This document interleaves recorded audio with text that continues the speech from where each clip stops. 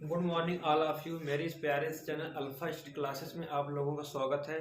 दोस्तों, मैं ये पार्ट 2 लेके आया हूँ आपको वास्तविक संख्याओं का। इसका पार्ट 1 हो चुका है।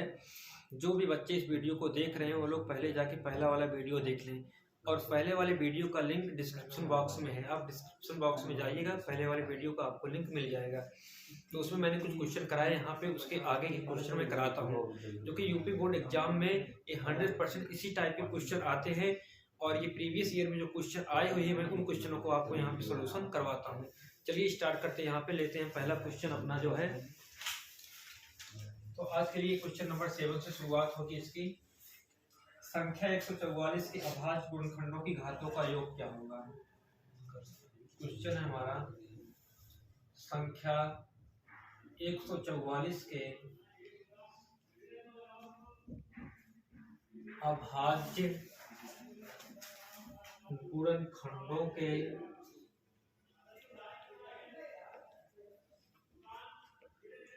घातों का योग क्या होगा।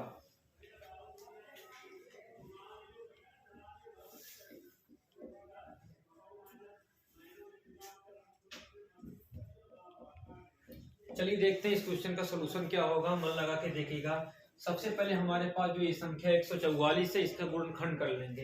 तो 144 को आप यहाँ पे ऐसे लिखिए और इसको आप कर दीजिए फैक्टर। 2 7 14, 2 दूना 4, 2 3 6, 1 7 12 बन जाएगा। 2 6 12, आगे ये 18 दूना 36 होता है। फिर 2 9 18, 3 त्रिका 9, 3 एकम 3। तो फाइनली यहाँ पे 144 को हम लिख सकते हैं यहाँ पे 2 गुणे 2 गुणे 2 गुणे 2 गुणे 3 गुणे 3। तो यहाँ पे देखिए हमारा 2 कितनी बार है, 4 बार की हो गए। 2 की पावर 4 गुणे 3 की पावर 2। और कहा है घातों का योग, इनकी घातें 4 है, इसकी 2 है, दोनों जोड़ देंगे 4 + 2 बराबर 6। यही आपका हो गया आंसर। नोट डाउन कीजिए, आप इसका स्क्रीनशॉट ले सकते हैं। और हम इसके बाद करते हैं अगला question, question number 8। Note down कीजिए, इसके बाद अगला क्वेश्चन कराते हैं आपको।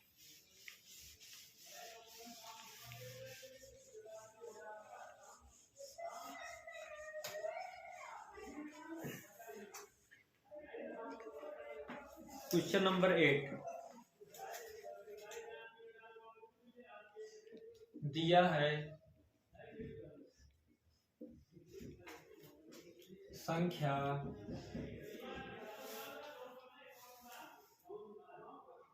252, 594 का HCF 18 है। तो LCM बताओ। ठीक, तो यहाँ पे हमारे पास दो संख्याएं हैं, एक है 252, दूसरा है 594। हमें इनका बताना HCF। इसके लिए हमें फार्मूला पता होना चाहिए। फार्मूला इसका ये है कि पहली संख्या गुणे दूसरी संख्या बराबर होता है LCM इंटू HCF। तो पहली संख्या हमारी यहाँ पे 252 है, यहाँ पुट करेंगे, और दूसरी संख्या हमारी 594 है, इसको रखिए बराबर LCM इंटू HCF का मान दिया गया है क्वेश्चन में 18। तो यहाँ पे हम लोग ट्रांसफर करेंगे, 18 चला जाएगा इसके नीचे। तो लिखेंगे LCM इक्वल टू 252 गुणे 594 बटा 18। अब 18 से इसको कैंसिल करेंगे, इसको करते हैं यहाँ पे 18 दूना 26 होता है, 18 दूना 36 होता है, जो कि ज्यादा हो जाएगा। 18 एकम 18, और इसमें अब कितना जोड़ेंगे, 25 मिलेगा। तो इसमें 7 जोड़ने में 25 मिलेगा, तो यहाँ 7 इसके आगे लग जाएगा। 18 चौक होता है 72। तो आगे 14 गुणे 594 कर देंगे, तो हमारा LCM आ जाएगा। चलिए यहाँ पे गुणा करा लेते हैं रफ पे। 594 गुणे 14, 4 चौक 16, हासिल 1, 4 9 36, 1 37, 7 हासिल बचेगा 3, 4 5 20, 3 23।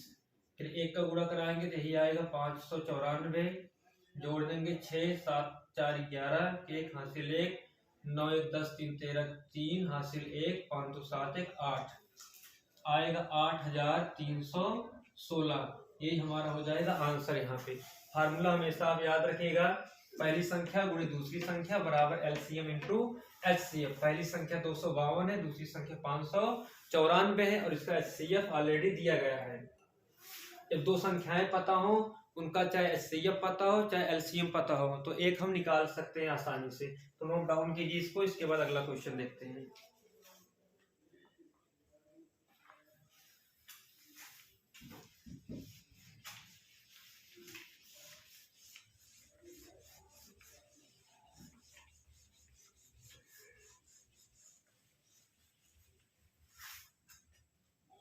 हमारा अगला क्वेश्चन है क्वेश्चन नंबर 9।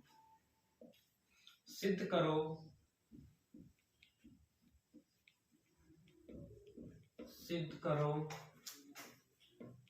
संख्या 5 + √3 एक अपरिमेय संख्या है।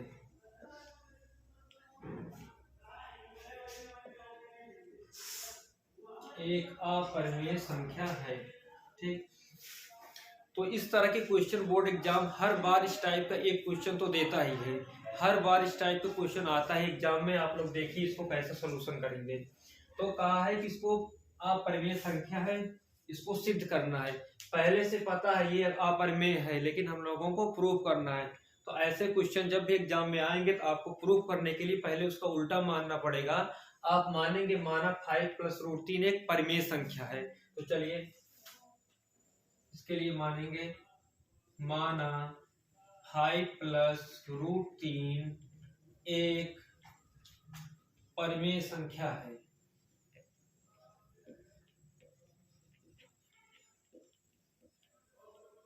ठीक, अगर ये परिमेय संख्या है, परिमेय संख्या का नोटेशन होता है p/q के रूप में। परिमेय संख्याओं को हमेशा p/q के रूप में लिखा जाता है। तो यहाँ पे हम लोग 5 + √3 बराबर लिखेंगे a/b। ठीक है, उसके बाद जो ये 5 है इसको ट्रांसफर कर देंगे इस तरफ। तो यहाँ पे आएगा √3 बराबर a/b - 5। इसको लिख लीजिएगा। फिर आप लिखिएगा हम जानते हैं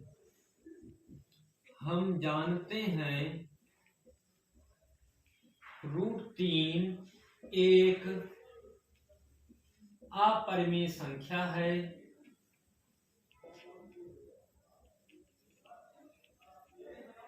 कि √3 एक अपरिमेय संख्या है तथा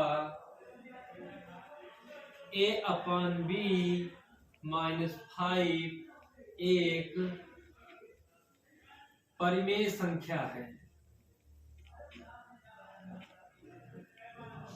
ठीक, फिर ये आप लिख दीजिएगा। उसके बाद ये लिखिएगा कभी भी परिमेय संख्या अपरिमेय संख्या के बराबर नहीं हो सकती है, अतः हमारी कल्पना गलत है।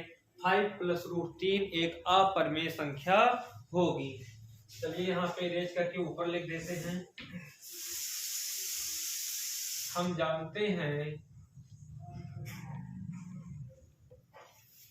जानते हैं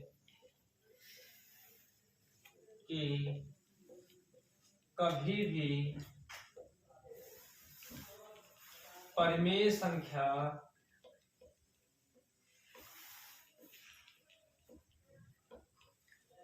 अपरिमेय संख्या के बराबर नहीं हो सकती।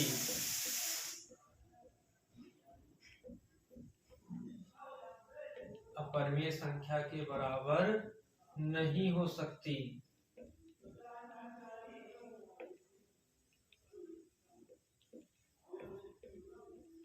अतः 5 + √3 एक अपरिमेय संख्या है।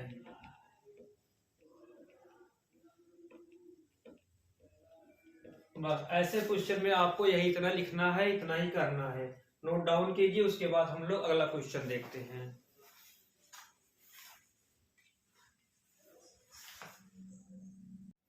चलिए हम लोग अपना अगला क्वेश्चन देखते हैं। कि सिद्ध करो 2√5 एक अपरिमेय संख्या है। इस क्वेश्चन को हमको सॉल्व करना है। तो बहुत ही बेहतरीन क्वेश्चन है, एग्जाम में इस टाइप का भी क्वेश्चन हर बार आता है। चलिए देखिए, हमको प्रूव करना है इसको कि अपरिमेय संख्या है। हम जानते हैं ये अपरिमेय संख्या है, लेकिन हमको प्रूव करना है। तो प्रूव करने के लिए हमेशा अपरिमेय को पहले परिमेय मानते हैं, ठीक है। तो इसके लिए हम कहेंगे माना 2√5 एक परिमेय संख्या है।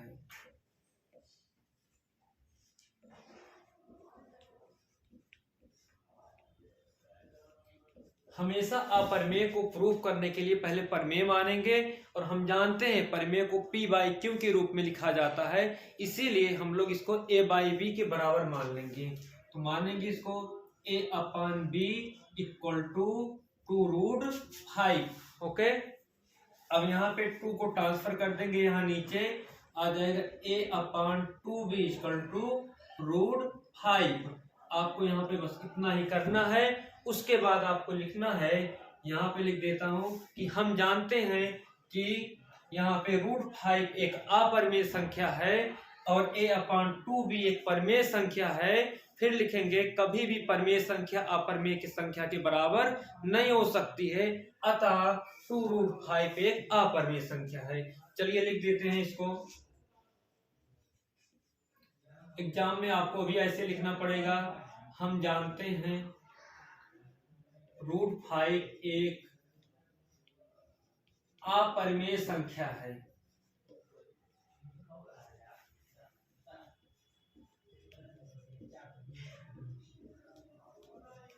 तथा A/2B एक परिमेय संख्या है। ठीक, उसके बाद लिखेंगे कभी भी परिमेय संख्या अपरिमेय के बराबर नहीं होती है। कभी भी परिमेय संख्या अपरिमेय के बराबर नहीं होती है।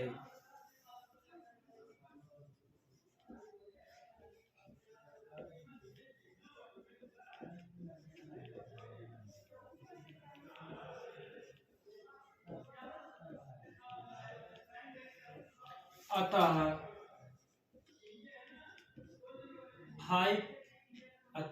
2√5 एक अपरिमेय संख्या है। यहीं पे आपका ये प्रूफ हो जाता है।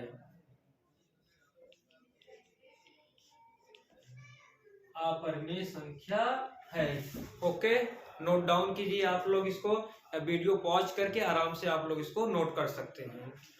ठीक, उसके बाद चलते हैं हम लोग अगले क्वेश्चन पे अपने। ठीक है, चलिए दूसरा क्वेश्चन क्या है। दूसरा क्वेश्चन है हमारा, बस इसी क्वेश्चन में थोड़ा सा चेंज कर देंगे तो हमारा क्वेश्चन अगला हो जाएगा। सिद्ध करो √2 एक अपरिमेय संख्या है। यहाँ पे √2 को हमको प्रूव करना है।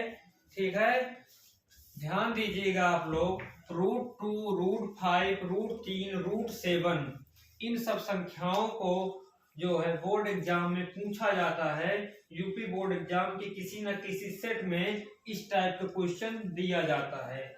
ऐसे भी पिछली बार वाले एग्जाम में 2022 में आया था, सिद्ध करो √3 एक अपरिमेय संख्या है। ठीक है, तो चाहे √3, √7, √3 सभी क्वेश्चनों का इसी तरह से सोल्यूशन होता है। इसको भी हम लोग मानेंगे, माना √2 एक परिमेय संख्या है।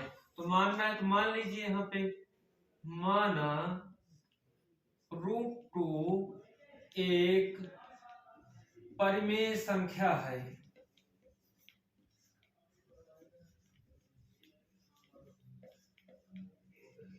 अब अगर परिमेय संख्या को A/B के रूप में डिनोट करेंगे तो नोट कर दीजिए, तो A/B बराबर √2।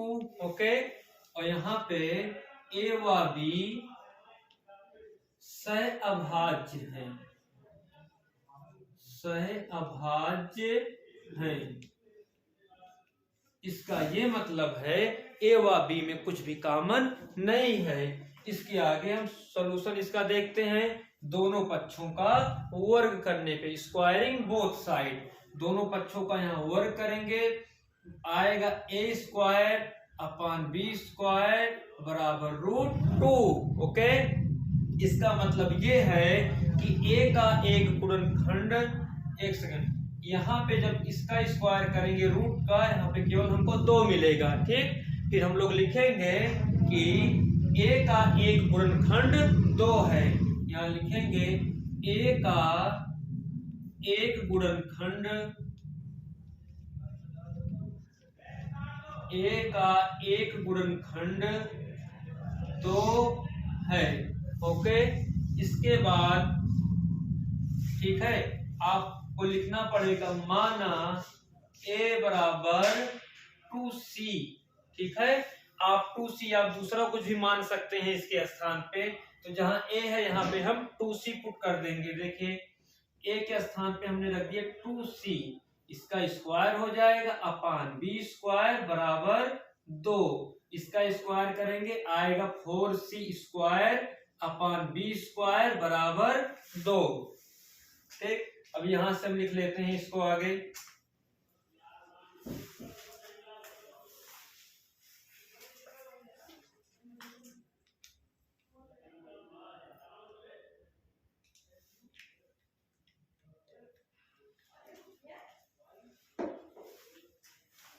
Four c square upon b square equal to 2। Okay, अब यहाँ पे 2 को यहाँ भेज दीजिए, 4c square upon 2 equal to b square, b square वहां भेज दिए और 2 को यहाँ पे, ये 2 से 2 कट जाएगा, यहाँ आएगा 2, तो 2c स्क्वायर इक्वल टू मिलेगा बी स्क्वायर। अब इस c स्क्वायर को b स्क्वायर के नीचे ट्रांसफर कीजिए, आएगा b square upon c square equal to 2। तो यहां से हमको ये पता चलता है कि b का एक गुणनखंड 2 है, b का एक गुणनखंड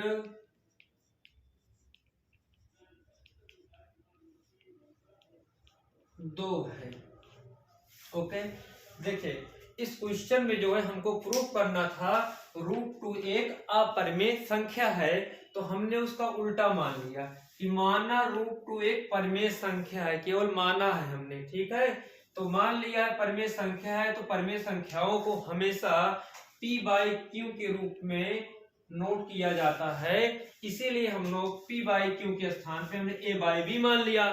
तो a upon b equal to √2, लेकिन a व b सहअभाज्य है, इसका मतलब a व b में कुछ भी कॉमन नहीं है। हमने माना है कि a व b में कुछ भी कॉमन नहीं है। उसके बाद इसका स्क्वायर किया गया, यहाँ पे आया a square upon b square बराबर 2, इसका मतलब है a का एक गुणनखंड 2 है। जैसे मान लीजिए कहीं पे लिखा गया 6/2, तो 2 तिहाई 6 होता है, इसका मतलब है 6/2 बराबर हम 3 लिख सकते हैं। तो इसका मतलब है इस 6 का एक गुणनखंड 3 है। इसी प्रकार से यहाँ भी a का एक गुणनखंड 2 है। ठीक है, उसके बाद दोबारा हम लोग मानेंगे, यहाँ लिखेंगे पुनः माना a बराबर 2c, तो जहां पे a है वहां पे हमने 2c रख दिया। अब 2c का स्क्वायर हुआ तो 4c स्क्वायर आया अपॉन बी स्क्वायर बराबर 2, फिर यहाँ पे 4c square upon b square बराबर 2 चला गया इसके नीचे। ठीक है, और बी स्क्वायर चला गया यहाँ पे। अब 2 से 2 ये कटा, यहाँ पे 2 आया, 4 कट गया, तो 2c square upon b square, फिर हमको मिला बी स्क्वायर, इस c को यहाँ नीचे भेज दिए, बी स्क्वायर अपॉन सी स्क्वायर बराबर 2, इसका मतलब है b का एक गुणनखंड 2 है। ठीक है, लेकिन हम लोगों ने क्या माना है कि a व b सहअभाज्य है, यानी a व b में कुछ भी कॉमन नहीं है। लेकिन यहाँ पे हम क्या देख रहे हैं कि a का एक गुणनखंड 2 है और b का भी एक गुणनखंड 2 है। इसका मतलब है कि 2 जो है a में भी है और b में भी है। ठीक है, तो यहाँ पे लिखेंगे हम लोग आगे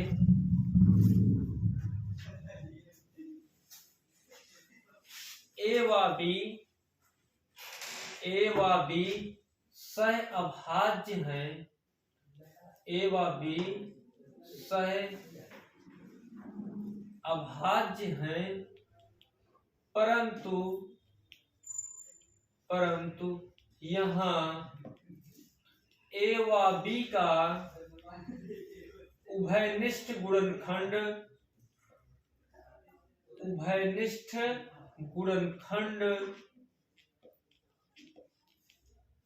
2 प्राप्त होता है।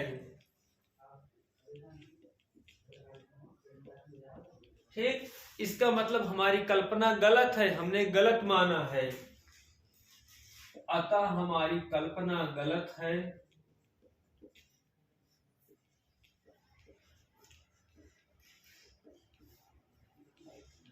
अतः हमारी कल्पना गलत है, यानी कि √2 एक परिमेय संख्या नहीं है। तो क्या है फिर? √2 एक अपरिमेय संख्या है।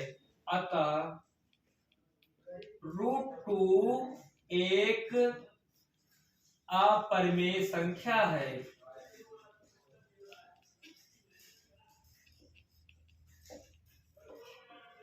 ओके, यहाँ पे ये आपका हो गया प्रूफ।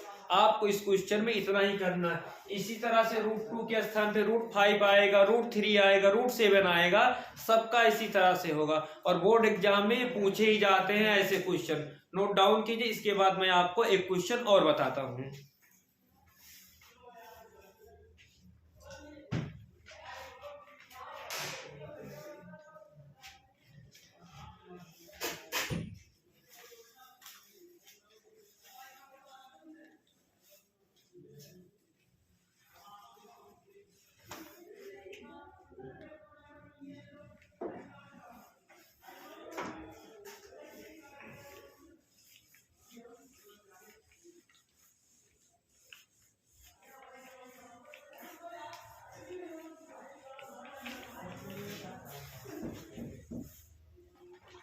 अगला क्वेश्चन है हमारा,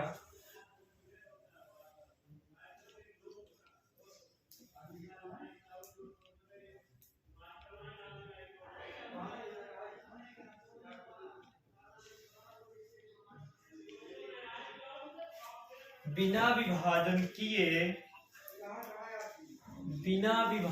किए परिमेय संख्या,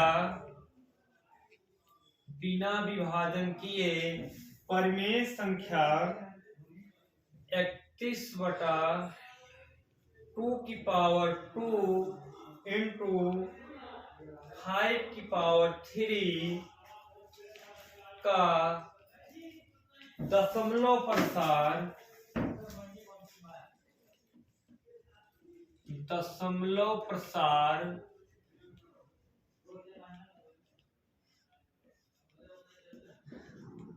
शांत है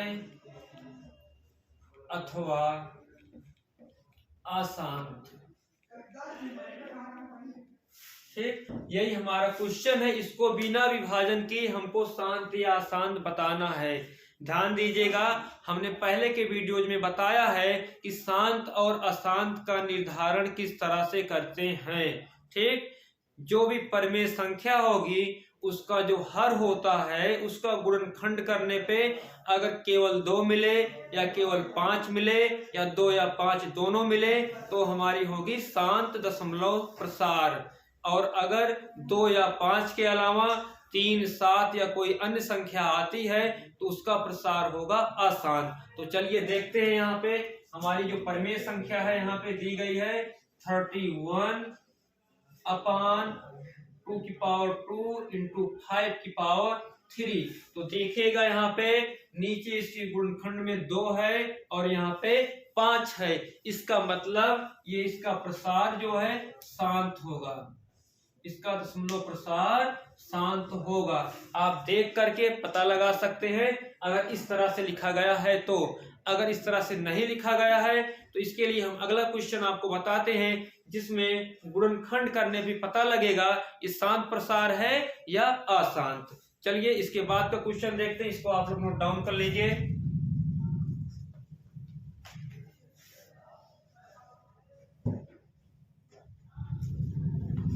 हमारा अगला क्वेश्चन है, बस इसी क्वेश्चन में थोड़ा सा बदलाव कर देंगे। बिना विभाजन किए परिमेय संख्या 66/180 का दशमलव प्रसार शांत है अथवा अशांत है। तो यहाँ पे हमारी जो परिमेय संख्या है,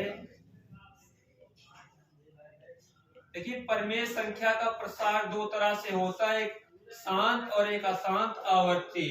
तो 66/180 है, तो सबसे पहले हम इस 180 का करेंगे गुणनखंड। तो यहाँ रफ पे हम लोग गुणनखंड कर लेते हैं 180 का। इसका गुणनखंड करेंगे, पहले 2 से कटेगा, 2 9 18, ये 0 आ जाएगा, फिर कटेगा ये 45 आएगा। अब ये 3 से कटेगा तो 15 आएगा, फिर 3 से कटेगा तो 5 आएगा, फिर 5 एकम 5। तो इस 180 को लिख सकते हैं 2 गुणे 2 गुणे 3 गुणे 5। तो देखिए यहाँ पे इसके प्रसार में 2 आ रहा है, 3 आ रहा है और 5 आ रहा है। तो पहचान करने का तरीका मैंने आपको बताया है, केवल 2 आएगा, नीचे वाला जो होता हर का गुणनखंड करने पे केवल 2 आएगा या केवल 5 आएगा, या 2 या 5 दोनों आएंगे, तो आपका शांत प्रसार होगा। अगर 2 या 5 के अलावा कुछ भी आ गया उसमें, तो उसका प्रसार अशांत होगा, तो इसका प्रसार होगा अशांत। बस ये इतना आपको पहचान करके बताना था। नोट डाउन कीजिए इसको आप। आज के लिए बस यही इतना ही।